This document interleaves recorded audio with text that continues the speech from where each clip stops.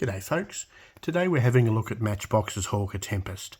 It came out originally in 1974 as PK23, so it was in the second batch of Purple range releases after the success of the first 20.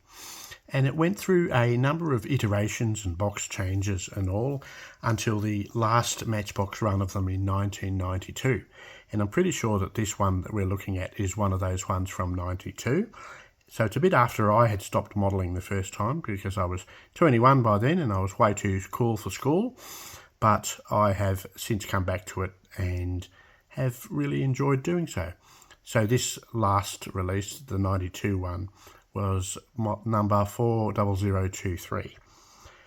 Now originally I was going to use one of the 1975 boxings, but I'll show you in a minute why I didn't end up doing that. One good thing about the Tempest model for me in the 80s was, well, I liked the fact that it had two completely different engines.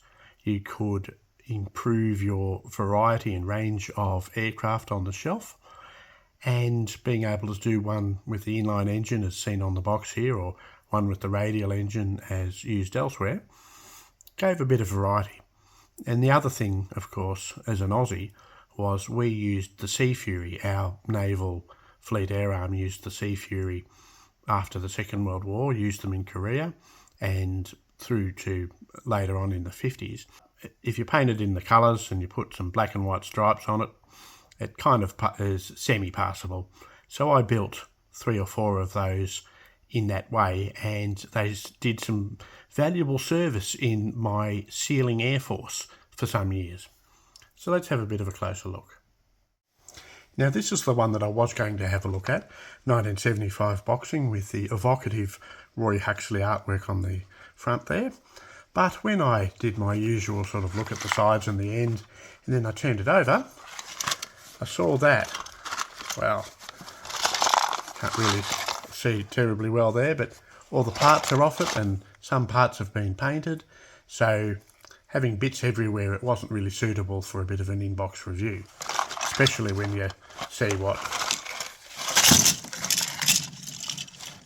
So while this will make a great Bring It Back from the Dead series, it isn't really one that I think is quite right to review in that sense. So we've gone with that later moulding. And this one does give us the opportunity to show how the artwork was changed, losing the aircraft in the background and various other detail. So fundamentally the same, but a bit taken away. So having a look at this, the last of the boxings, it has the familiar outline that we're used to. It was fundamentally similar to the boxings through most of the 80s in the second main type, and it's pretty much what I remember. So looking at this, although this one's a little bit more reflective, so it's picking up a bit of lot more light, so I apologise for that. So looking at this, the artwork on the front there that we've discussed, the image there on the side, true to form with Matchbox. We see what it's like on the end with a completely different artwork from that on the front of the box. And there it is, 40023. Just a little bit about the skill level there. It's a skill level 2 and stuff in different languages. And then the other end. And I note that this one is sealed at both ends. So we'll be cracking this one for the first time in, well, it was boxed 33 years ago. And then we've got the picture of it in Indian markings if you did it with the radial engine. And we see the 2 colour schemes on the rear here, showing quite different aircraft. Silver, or the wartime green and grey RAF camouflage. So, opening it up. Let's see what we have inside.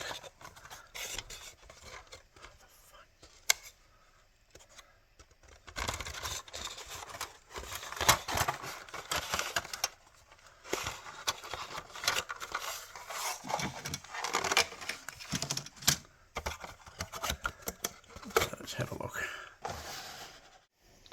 So yeah, it's pretty obviously a Revell made kit, keeping the Matchbox naming here. And so let's have a look at the instructions. Yep, Revell number there, basic information on the front there. Inside, what we have come to expect with the how-to on the left. And it's an 8-step instruction series here. Put old mate on the seat, pilot into the fuse and the fuselage sides together. The 2 parts for the engine. So this is putting the inline engine together as so you can spin the prop. Or 3, also the Mark II Tempest, doing the same thing with the radial engine. Then down here we see the completed engine you put on, as well as the those parts in the back of the cockpit and the canopy there.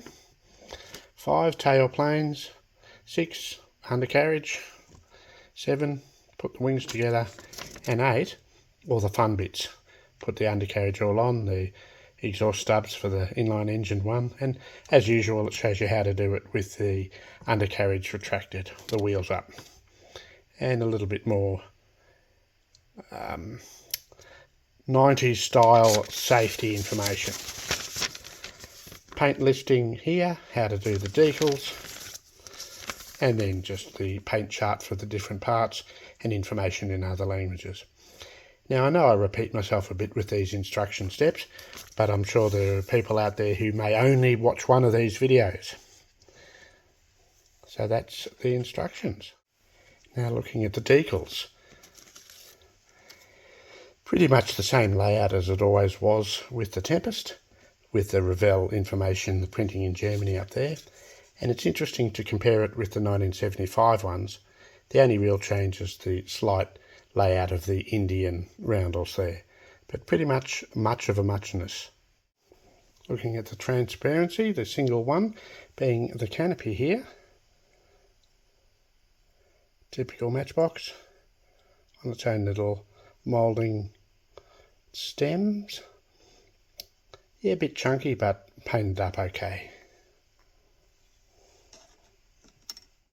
Looking at the first sprue, dark green.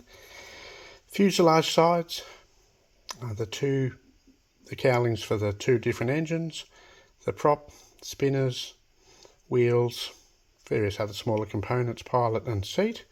And we compare this fuselage colour with this one. You can just see how it changed over the years. In Australia, we call this baby poo brown. And you can see, of course, the detail, the fairly deep panel lines there, which, as I've said before, and as we know, could be filled okay. The second sprue. Everything else, wings, tail planes, undercarriage doors, etc. And deep panel lines. Panel lines, exhaust stubs. But that shape, you can see why I've made a few of them to look like Sea Furies, because it's a very similar aeroplane. And here's a comparison with the colour from 1975. Now let's compare this with a kit from later in the 90s, the Academy Tempest. Let's have a look at how they stack up against one another. Looking at the Academy box here, very shiny, so it reflects a lot of light. Quite a different setup, of course. But let's have a look inside.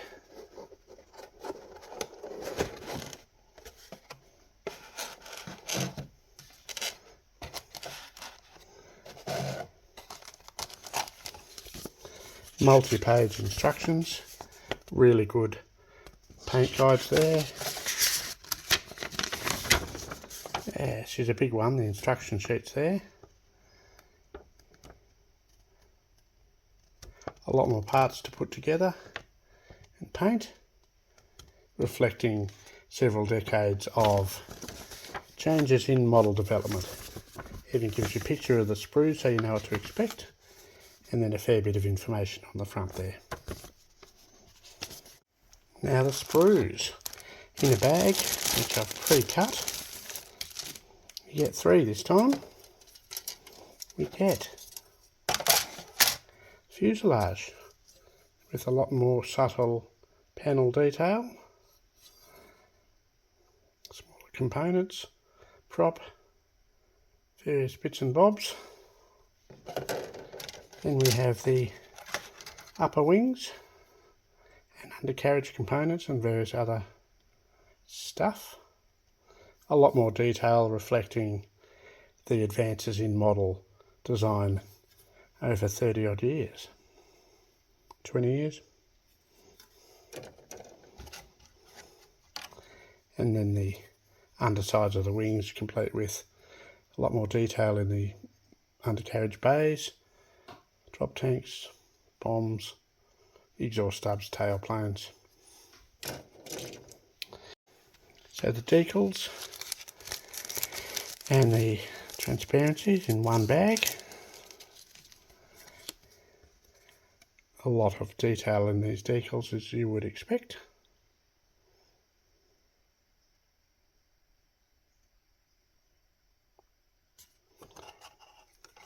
And the canopy is in two parts.